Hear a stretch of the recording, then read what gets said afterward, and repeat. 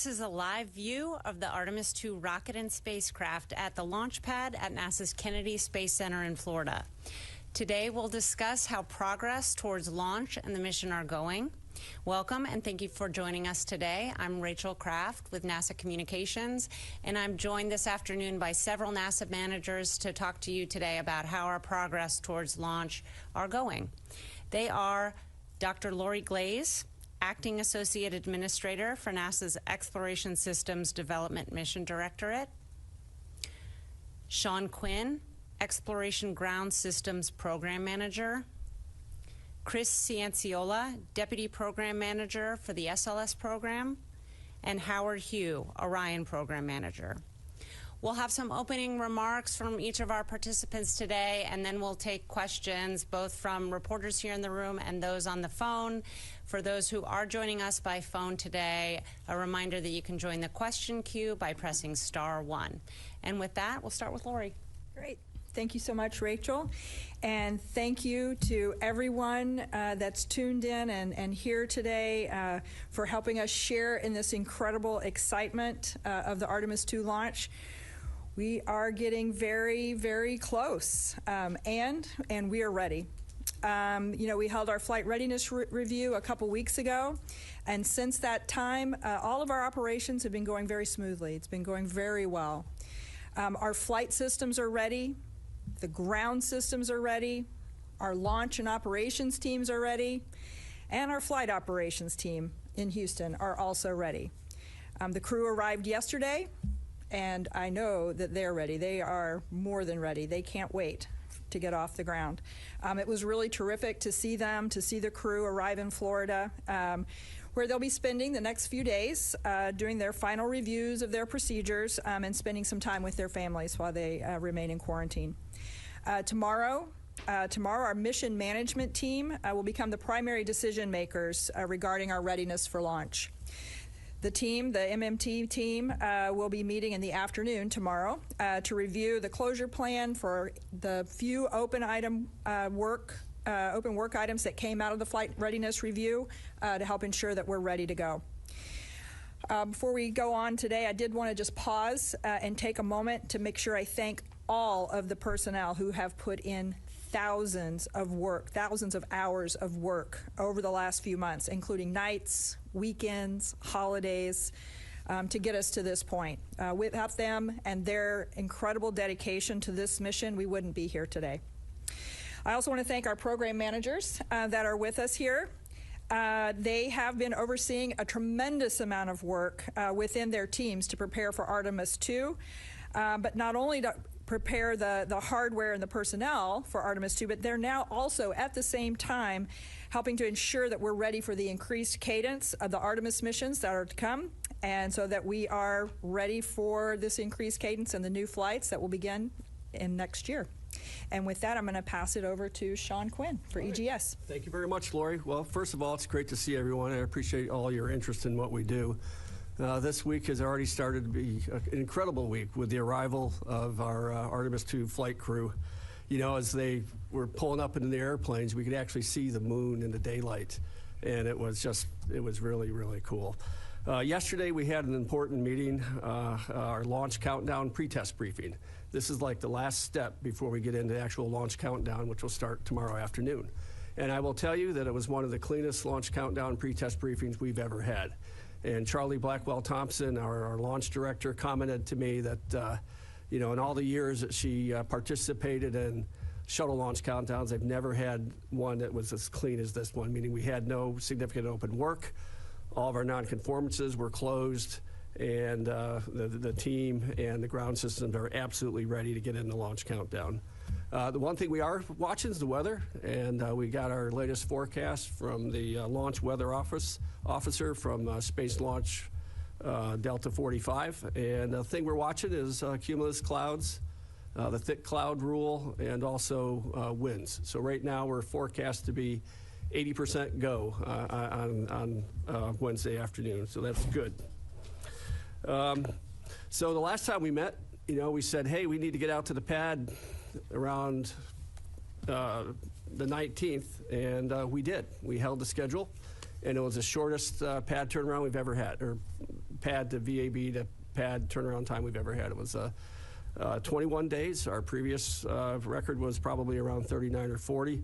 In that time, we not only changed the batteries out on our flight termination system, but we also made 2 repairs with the helium QD we talked about last time, and also a harness on the flight termination system. Since that time at the pad, we've extended our crew access arm, we've installed our emergency egress systems, we've installed extensible columns on the base of the mobile launcher, and we've retracted our engine service platform. Our launch countdown teams, today was, interestingly enough, was planned to be a weather day. And turns out the weather was not so good today. Well, since we were so far ahead in all of our launch countdown preps, we were able to give the team some time off today, and they've taken advantage of that. Getting into launch countdown, we've checked out our cryo systems, our LH2 and lock systems, and all those tests have passed. We've done radio frequency tests with our launch vehicle and the spacecraft, and that went very well. And so we're really ready. We're going to start our launch countdown around 3 o'clock tomorrow afternoon. We'll finish some pad washdowns, some mobile launcher washdowns, and we'll get on with it. So at this point, we can safely say the crew's ready, the rocket's ready, the spaceship's ready, ground systems are ready, and we only need to have the weather to cooperate on Thursday, and we're ready to go. So with that, I'll turn it over to Cece. All right, Sean, thank you. We too are incredibly excited to be here. This is our first opportunity to launch humans to deep space in more than 53 years. You think about that. The last mission completed for humans in deep space in December of 1972. I do appreciate your interest, and I'm happy to be here to represent the SLS program on behalf of Manager David Beeman and the entire SLS team. Our teams are working hard to get the rocket ready. You heard Sean talk about all the work that's gone over in the last 3 or 4 weeks, but the energy and dedication of the team is truly electric. Everybody's excited. Now, we all recognize the historical significance of this mission, but our teams are still focused on making sure the rocket is fully prepared and ready to go. That is our focus. Since the rollout was complete on the 20th, the teams have worked to make sure that the connections to the ML and the pad infrastructure are all correct. The vehicle is talking to the pad, is talking to the systems, and everything is coming along good. And like Sean said, everything seems to be going well between the vehicle and the pad. We have completed all our ordnance checks on our flight termination systems. That all went well. That was a critical safety milestone for us. And tomorrow marks the start of our launch countdown. And we'll be working with the same persistence as we've done all along, make sure this rocket is ready. Our number one goal is to make sure that the crew remains safe. That is our highest priority. And that is our unwavering commitment. And we will be there to support the crew until we see boots back on the whale deck ship. So with that, I'm going to pass it to Howard. All right. Thanks, Chris. I am also very excited to be here with you and representing the entire Orion team. You know, we've worked very hard to get to this point. I'll tell you that certainly, you know, we've had our share of work that we need to get done. And when we rolled back to the vehicle assembly building, we powered on, and we didn't have anything that we need to fix. We did top off our launch abort system battery, but there are no issues that we're working to right now. So from our perspective, our spaceship is ready to go and fly Reed, Victor, Jeremy, and Christina to the moon and back. I would say that it's part of normal processing that we have final items that we'd load. For example, the crew's laptop. We're going to have that loaded as part of standard last second or last minute set of hardware that we would get on board. We'll bring forward the batteries for the cameras, et cetera. So nothing unique, very much standard processing that we need to do to prepare for the mission. And of course, tomorrow night at around 8 o'clock, our mission evaluation room team, that's the experts that we have to support the flight control team, will be on station and starting the launch countdown process. They'll be ready to go. This MER team is comprised of all the experts across the program from both our U.S. team and our European team, and they work hand in hand with our flight control team to make sure that we tackle any issues that might arise during the mission and support the flight control team in terms of decision making and understanding of anything that goes on. So that team is ready to go and really excited and happy to be getting to this point in our launch countdown sequence. Of course, you know, after Chris and SLS team gives us a beautiful ride into space, we've got a lot of things that we're looking forward to in the first 24 hours. We've got a perigee raise maneuver, we've got a apogee raise burn, and of course we've got our proximity operations demonstration with the ICPS. And it's really awesome time in terms of just from an old guidance navigation control background to see all that happen. And then, of course, along the way during the mission, we're going to be able to check out our first-time systems with the life support systems and our displays and controls. And our MER team, as I said, our mission evaluation room team, will be monitoring and looking at all the data very closely and ensuring that all systems are working before we commit to the moon through our translunar burn. So that's going to be a very important time frame, a very exciting time frame. We're looking forward to seeing what the spacecraft is telling us and operating in that relevant space environment. You know, I would say that, as I said earlier, that the team is certainly poised and ready to support the mission. They're very excited. We've worked many years of testing, verification, validation, and of course, final checks of the systems over the last several months to ensure that we're ready to go. And on behalf of the entire Orion program team, comprised of experts from the U.S. and from our European partners, we're excited for this mission. We're ready to go, and we look forward to a successful, almost 10-day mission around the moon and back. So thank you. All right, it's time now for questions. We will start here in the room and then go to the phone. A reminder for those on the phone, you can press *1 to get into the question queue. If you don't mind limiting it to one question apiece, and let us know who you'd like to answer that question. And with that, we'll start here in the front row with Marcia Dunn. Hello, Marcia Dunn, AP, probably for you, Lori. NASA's just rolled out this big moon base plan, and it seems to me that puts extra pressure, extra attention, so much extra on Artemis II to do well. What's your take on that? I mean, not perfect, but like so much is riding on this mission now that perhaps wasn't before. Could you talk about that? You bet, Marcia. I think there's always been a lot riding on this mission. On Artemis II, we've always recognized from the beginning that the future of the Artemis program, the first major step with crew, is the Artemis II mission. You know, we completed Artemis I, we demonstrated SLS capabilities, but Artemis II, where we're really testing out the capabilities of the Orion system, environmental controls, there's always been a lot riding on this mission. But what I can tell you is that the rollout of the moon base plan and the ideas for the accelerated launch cadence, in my opinion, have actually energized our teams. I think our teams are so excited to see an opportunity to not have to wait several years before the next mission. They are, what I see, driven now to how can we work to achieve this amazing launch cadence that allows us to keep our learnings and turn them around quickly and build the muscle memory we've been talking about. So from what I see, it's more of an energizer than anything. All right, second row, Bill Harwood. Yeah, Bill Harwood, CBS News for Howard. You know, making the first flight with a complete life support system puts an awful lot on the plate that has to work for that during that first 25 hours before the TLI burn.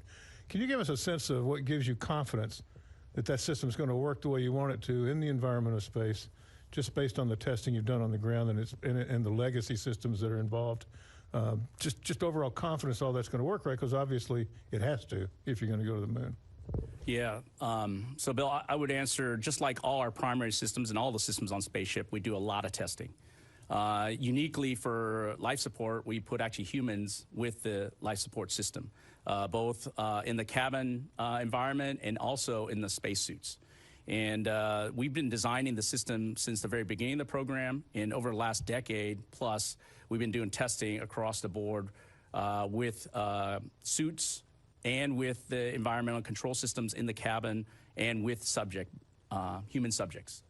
We have a vacuum chamber at Johnson Space Center that allows us to do that. So that's one part of it in terms of the final kind of checkout with people.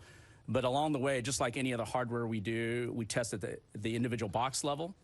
We test at the harness and connector level, and then we also test an integrated system, you can imagine in a pallet. And of course, we do the spacecraft checkout as well. So there's a varying steps that we take and increased fidelity by which we do this testing. And that testing includes the actual flight software that controls some of the E-Eclipse hardware or life support hardware that we need. So a very robust test campaign comprised of not only just components, integrated systems, and with people. Okay. We'll come here, second row, Lauren Grush. Hi, Lauren Grush with Bloomberg. I'm just wondering, do we know at this point the distance that they will come within the moon if they launch on April 1st? How does that change throughout the April window? And if it does change, will they still be breaking the distance record for a human crew? Thanks. Great question. Maybe, I don't know if Howard, do you know off the top of your head what the distance is? I'll just quote these numbers because we're doing the math on it right now. 252,799 miles, statue miles, on April 1st. So that'll be the farthest point that we're going on the moon. And of course, we're going to be 4,144 statue miles further than the Apollo has ever gone. So in terms of distance, we're working that on the 2nd, 3rd, and 4th.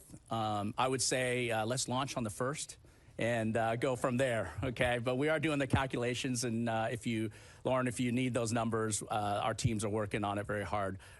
Yeah. Let's go third row. Hi, thanks for doing this.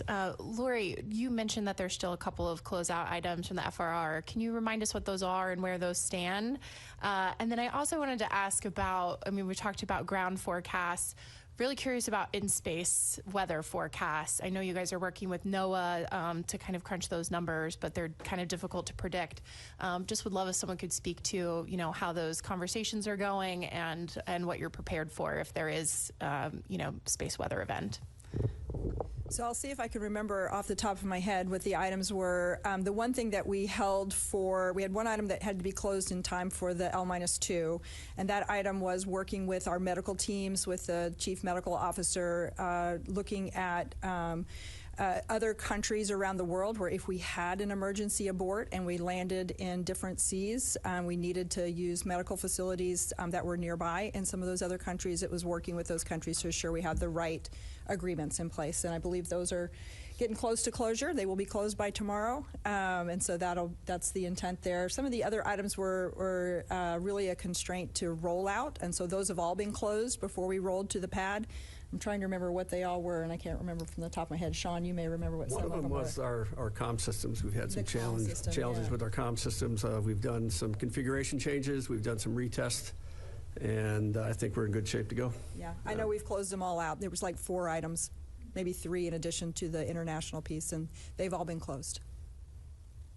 Okay, we'll do a couple more here in the room. Let's go with Irene Klotz and then Jeff Faust. Thanks. Irene Klotz with Aviation Week.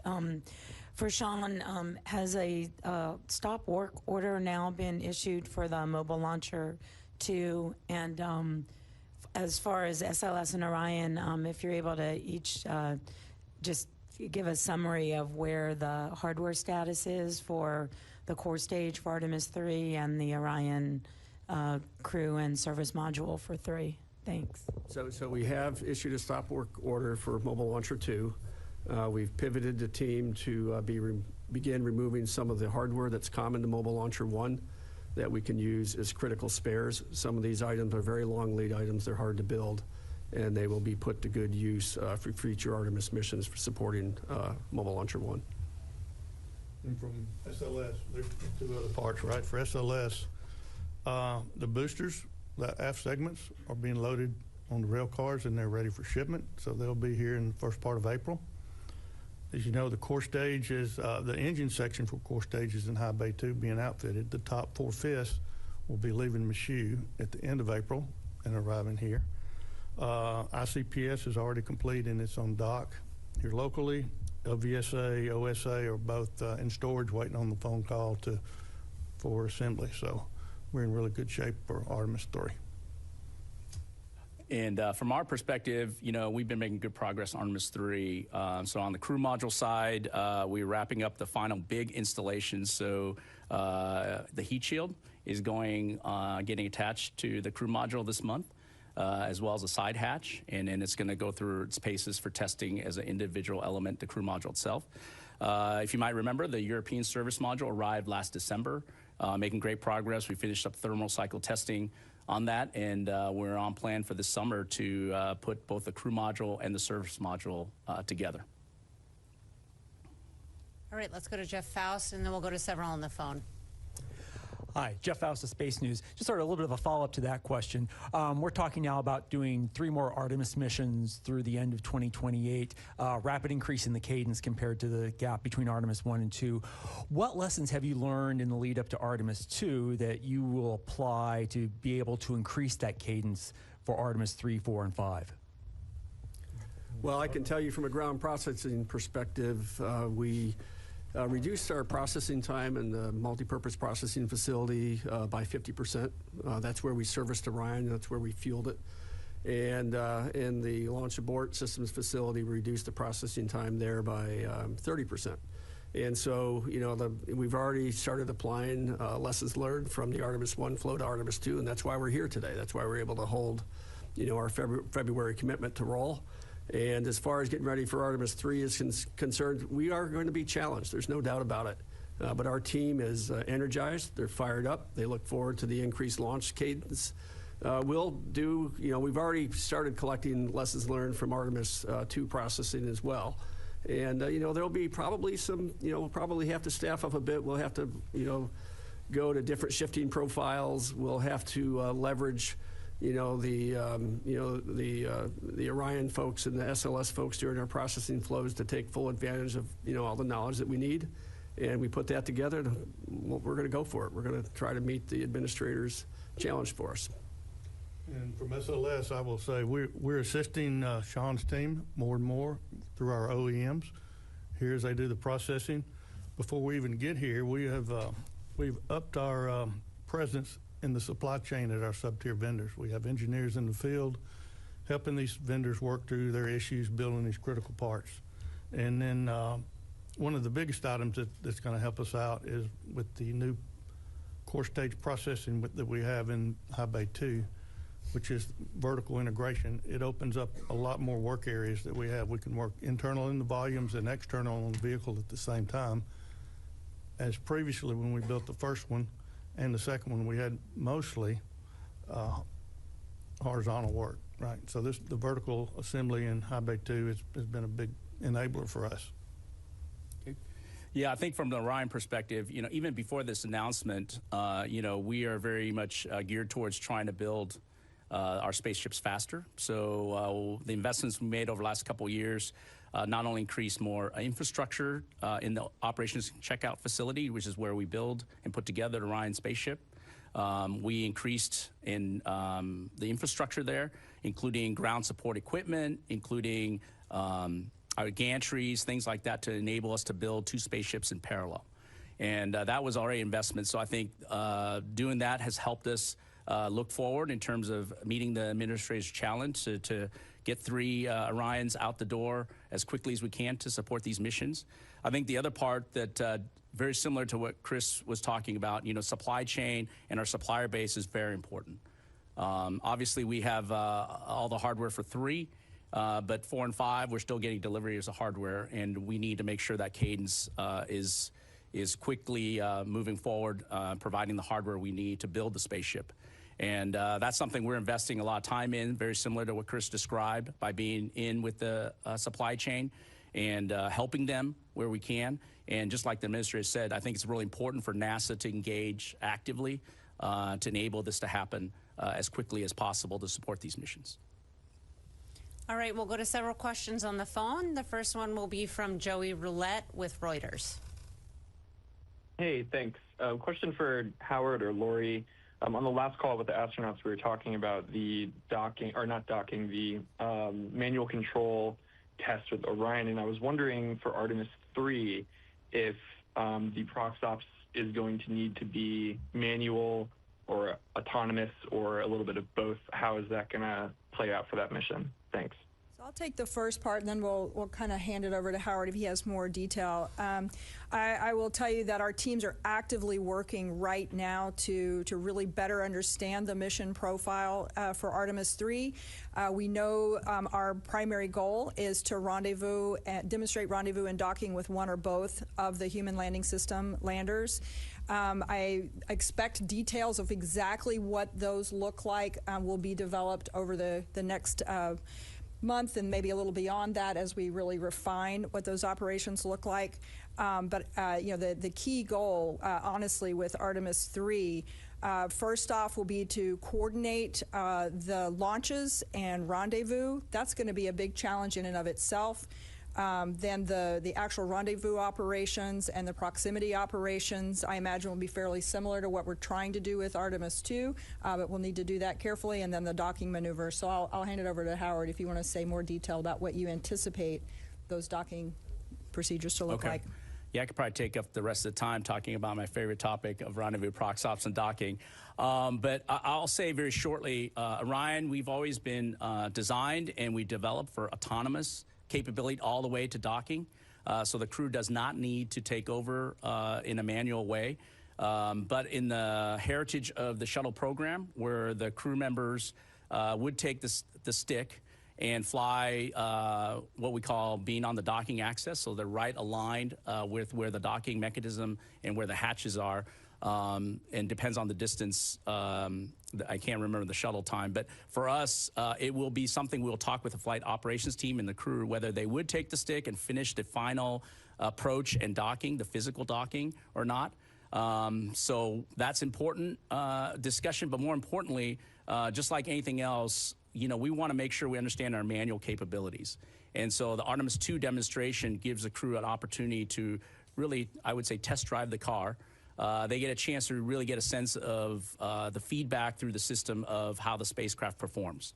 And that's going to be really important. And whether they need to or not for Artemis III, that's we can decide that later. But to characterize that, to understand that capability and what the spaceship can do and perform and the response that it would provide is really important. And I think demonstrating that Artemis II will definitely give us a great understanding and buy down risk as we move forward to Artemis III and beyond. The next question is from Will Robinson Smith with Spaceflight Now. Thank you for taking the time to speak with us today. Question for Howard Hugh, if I may. We heard from Christina earlier today during the crew briefing about the limitations of the suits as it relates to abort scenarios. But can you go into some detail and talk about, once you get beyond the TLI burn, specifically, what are the abort options for Orion if you need to make a maneuver that doesn't get you all the way out to the moon, but is more of a U-turn back before then? And then just briefly, what is the abort region weather looking like right now for a launch on the first? Thanks. Okay, I guess I'll answer the first question. I don't know about the abort weather, so maybe I'll turn to Sean to help me with that. We have a very capable abort coverage. You might hear a lot about the ascent piece, but I think you're talking about post-TLI or translunar injection burn that we would do. What we call those is, I would say, less aborts, but early return. And what you would do as we move out post-TLI, we have a capability to return back to Earth at along any point of the trajectory. And it's different types of burns. Certainly early in the mission, I think the first 36 hours or so, we'll probably do what I call turn and burn, which is you would not go to the moon. If there was an emergency, a significant emergency, which we would have to bring the crew home immediately, we would do that burn, execute that burn, and we've already done all the calculations. We know what we need to do, and so the crew come home safely. After that, it's probably safer at times from a time perspective to fly around the moon and come back and take that free return trajectory. You're not getting any more time savings, and you don't have to do another big burn. You're already on that path forward to hitting our entry corridor. And so I think that's where we will make a decision as a mission management team to determine how best to move forward. But we do have a continuous early return capability that we've already run hundreds of thousands of trajectories against and ensured that we are able to get the crew home safely. Yep. As far as launch abort weather is concerned, it's currently forecast as go on Thursday. We have 3 types of aborts that we could do right after launch. One is called a LAS abort, a launch abort system abort, where the spacecraft would land, fairly close to the launch site, and then a untargeted Atlantic abort, which would land somewhere across the Atlantic near Africa, and then abort once around possibility if we went into a single orbit and then come back down near our nominal landing site in San Diego. Our recovery forces are gathering as we speak out in San Diego. All the equipment that we're going to use for recovery is being loaded on the ship as we speak, and we're ready to go as far as our abort scenarios are concerned. Our next question is from Christopher Mick with the Hudson Star Observer. Thank you all for doing this today. I guess my question kind of follows up onto what was just mentioned. I know you don't have everything available at this time, but if the launch were to happen at the beginning of the 2-hour launch window on April 1st, can you talk about what approximately the splashdown time would be off San Diego? Ooh, I don't have that. We can follow up with you. We'll follow up. Absolutely. Once we do that TLI burn, it's set, but we'll find it for you. Okay, let's go back to several more here in the room. We'll come on this side here in the front row. Hi, Josh Denner, Space.com. Are there any even minor technical issues or risk assessments that are still open that may pose a potential of pushing the launch into any, by a few days into this window? I mean, I'm going to jump in. You're looking at Sean shake his head no there. There's little things that we find as we go that we're working right there, but none of them are threatening the first right now. Yep, I would agree. I mean, we had a minor issue on our flare stack where one of our pilot lights don't work. We have 3 of them. One of them doesn't work. We're going to fix it tomorrow. But that's the kind of stuff we're talking about right now. And I'll take that any day.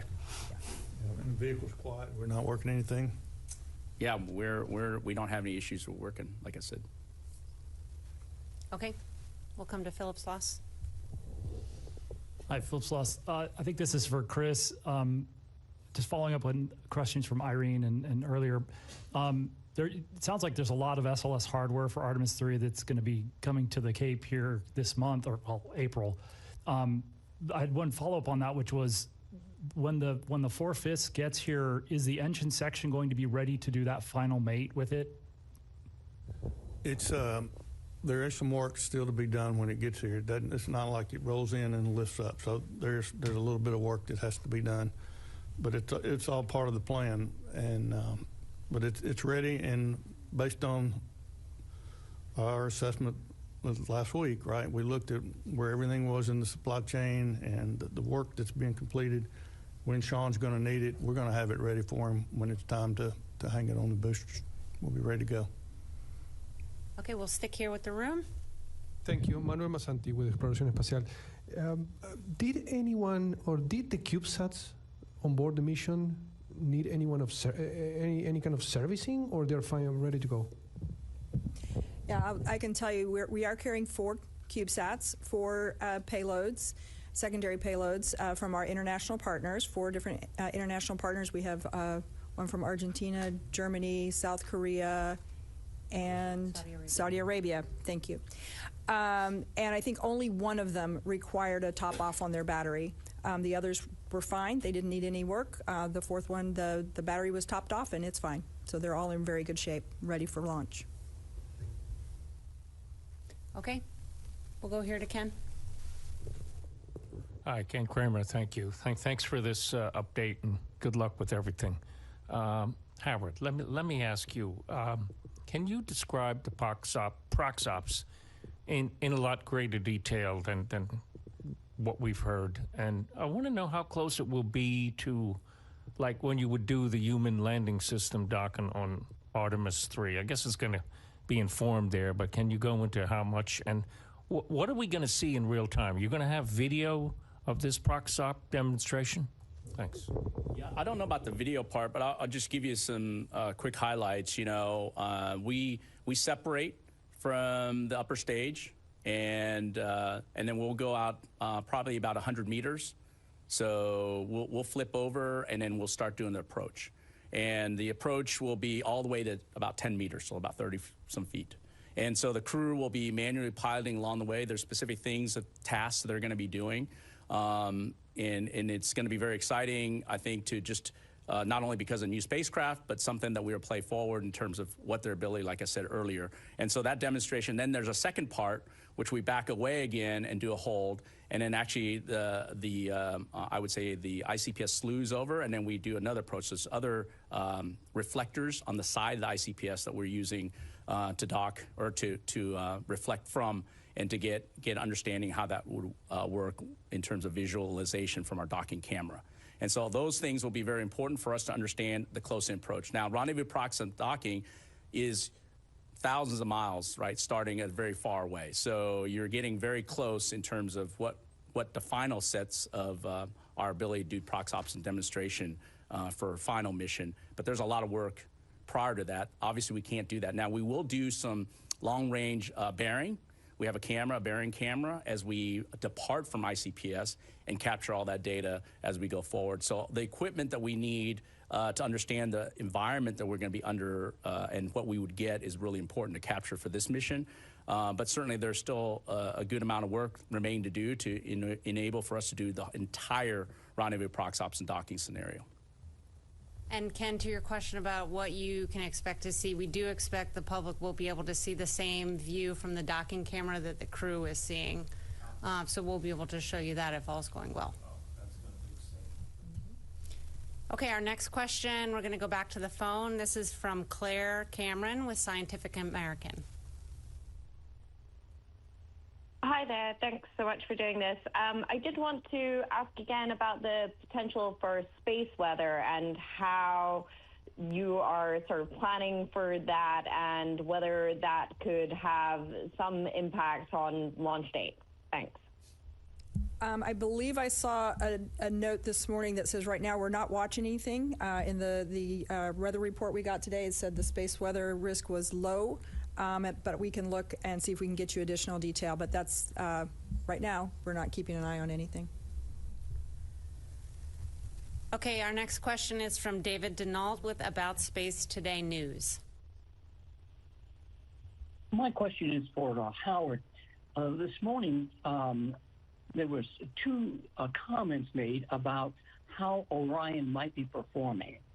The first one, I believe it was Commander Reed, who said something about having the addition of the life support system might have an effect on how the spacecraft might operate. And the second one I found interesting was about exercising inside the spacecraft and how that might affect the Orion spacecraft's operations. Could you comment on those two, please? Yeah, you bet. The first one, the way we get rid of carbon dioxide is vent it out of the spaceship. So we have a component called the CO2 humidity control box, and that box absorbs the CO2 that comes out of human beings, and then we dump it overboard, and that's venting. And you can imagine, if you're anywhere a physics student, you can imagine that when you impart a force on the vehicle, whether it's venting or anything else, you got to counteract that force. And so that's what we talk about when we talk about the ecosystem imparting some things on the spaceship. So we have to correct that. We have a very robust attitude control system, closed loop. And so it'll adjust to any of those situations. And we could swing this CHC, or the CO2 humidity control system, 15 minutes, 30 minutes, however we want, based on what we need, how much CO2 we need to remove. And so this is going to be an important understanding of how the spacecraft controls our attitude of the vehicle and make sure that it responds to this venting environment. So that's one piece. And then the second thing is very related as well. We have a flywheel. That's our exercise device. Think about, it's not exactly a rower. If you go to the gym, it's more than that. But you can see as in a rowing kind of motion, which is what they're going to be doing in space, you can see that there's dynamics involved in terms of the forces that are being applied from that motion. And those forces have to be counteracted from a spaceship perspective as well. So our jets, our reaction control jets, will be augmenting or dissipating any of those things. So that's going to be really interesting test as well. We're going to try to, I think, cycle through each crew member 30 minutes of exercise a day is, I think, our plan still. And then we'll have a lot of understanding of the dynamics. And it's really important that, obviously, as we go into deep space, that the human body gets to exercise. And we're learning a lot on this mission beyond what we have in Space Station. Space Station has a lot of great exercise equipment. You can't put all the treadmills and things like that on our spaceship. And so this flywheel is a really great exercise tool that we're learning from and utilizing as we go forward. All right, we'll take one more question from the phone, and then we'll come back into the room here. Our next question is from TJ Mascaro with the Epic Times. Good afternoon. Thank you all so much. Question for Lori and Howard. When we were talking to the astronauts, they mentioned an eclipse event if they launched on April 1st and 2nd. Can you all talk a little bit more about that, what you're expecting and preparing for? Sure. So I'll speak to it from kind of the exciting science part of it, and then Howard can speak to it from the Orion performance side of it. Yeah, I think it's going to be very interesting in this flight if we are able to launch on the 1st. The crew are going to get to have some pretty interesting eclipse opportunity to be able to look back at the disk of the moon with the sun being in eclipse. And I think from a science perspective, they'll be able to see the sun's corona. And I think it'll be really fascinating and a great kind of observation opportunity for the crew there. It's kind of I think going to be a unique thing on this one. Go ahead, Howard, you want to speak to the... Yeah, I think, I get questioned a lot. When are we launching? Why is this day in, this day is out? There's a lot of several factors, obviously, but power is one of the analysis that we do to screen for eclipses. We know where the eclipses are happening, and we want to make sure we're power positive is what we use the word for. And so when we screen across multiple trajectories, multiple days, every minute of the launch period, by the way, to ensure that we have significant power positive margins when we enter into a eclipse, and then making sure that there's not other segmented eclipses that could happen, so we have time to recharge our batteries. And so when we do that, we run hundreds of thousands of trajectories per each launch period. And so I think many of you ask, when can we launch? A lot of that work across multiple launch periods are being done by a really great team, and we look at all the power and any abort cases as well. Also, when we have abort trajectories, we will also have eclipses. So for both nominal and abort, for the April 1st to the 6th, we've got power positive margin. And so that's why we can say that we can fly these missions with confidence. All right, we'll come back into the room. Let's go over here to Marcia, and then we'll come to Josh. Marcia Den, AP again. Lori, I've heard you say you're figuring on 4 real true attempts in 6 days. How do you figure that? And a countdown question, if it's just the weather and the rocket's sitting on the pad for 2 hours and doesn't go, if it's just weather, can you turn that around in 24 hours and try the next day? So I'm going to talk to just a little bit, and then I'm going to hand it to Sean because he can probably give you more detail. So we have 6 days that each of those 6 days, the 1st through the 6th, are viable launch days. But we do need to, if we do a scrub, there's at least 24 hours to turn around.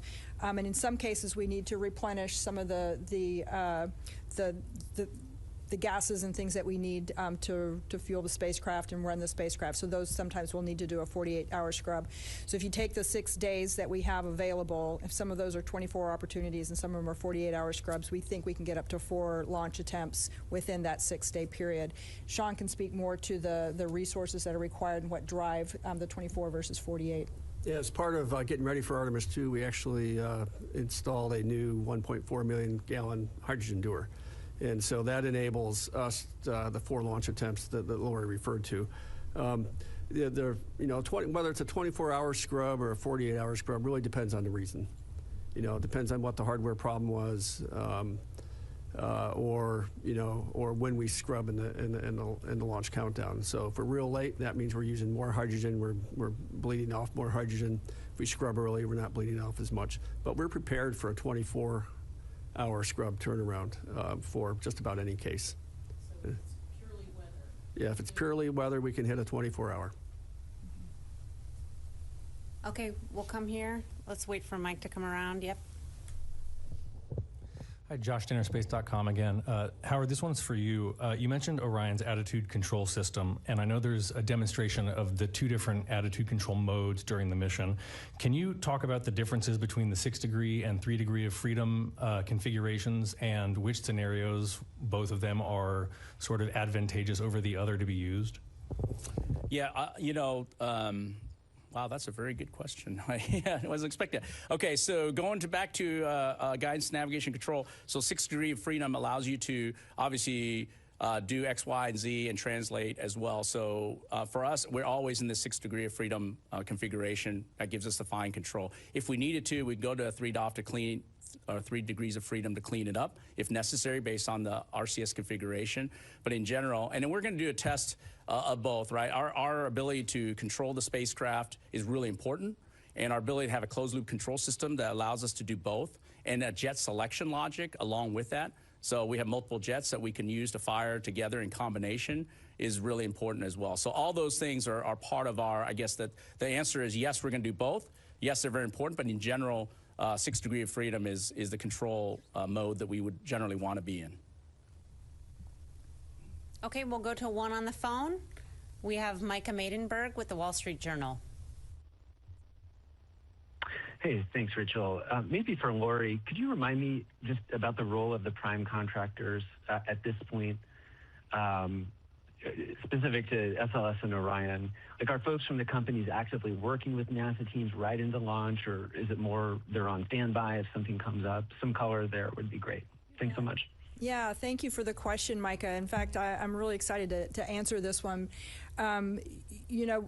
We are still working very, very closely with all of our prime contractors. In fact, the issue that we had that required us to roll back to the VAB, the helium quick disconnect connection there, was a great example that showed our NASA teams and our contractor teams from Boeing and ULA and from our ground system contractor teams and our NASA teams all working together as one team. It was fantastic, and it's great to see we're just trying to solve the problems and get the work done. So we are working really closely with our contractors, all the contractors and the NASA folks, including the folks from Boeing, Lockheed, ULA, Northrop Grumman. We're all in there together, and there's more as well, but we're all in there together.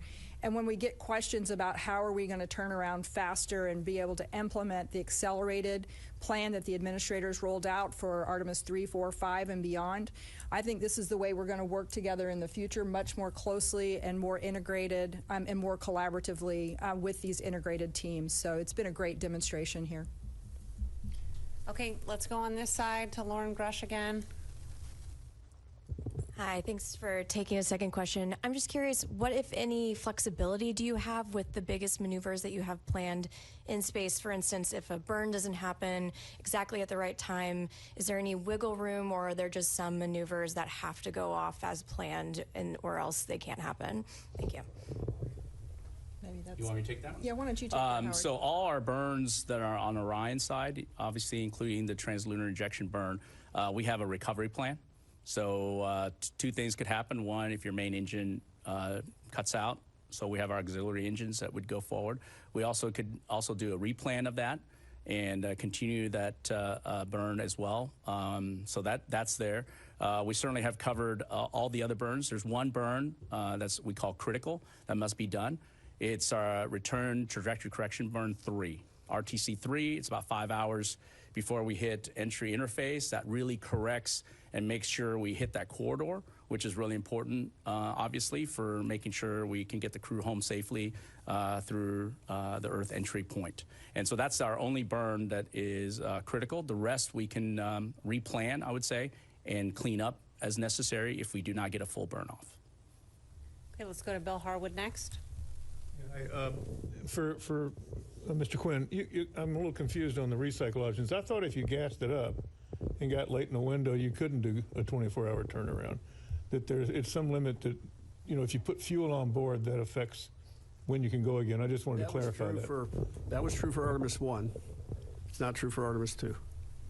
We've got the 1.4 million gallon sphere that gives us a much more significant hydrogen storage capability at the launch site. You can go late in the window and still recycle. Yeah, I believe so. I mean, I'll confirm, but I believe so. Yep. Irene, next. Thanks. I also had another countdown question. Is there a point in the count where if you hold or for weather or technical issue that you no longer have the whole 2 hours? Like if you get into terminal count, is it are you able to stop and retarget later in the window, or do you lose some options at some point in the countdown? Yeah, we can recycle about T-minus 5 minutes. If we hold a count before T-minus 5 minutes, we can recycle back and try for another attempt. Okay, we'll take another one on the phone from Will Robinson-Smith with Spaceflight Now. Hi, thanks, Rachel, for allowing another one. Question to, I suppose, whoever wants to take it, maybe Sean.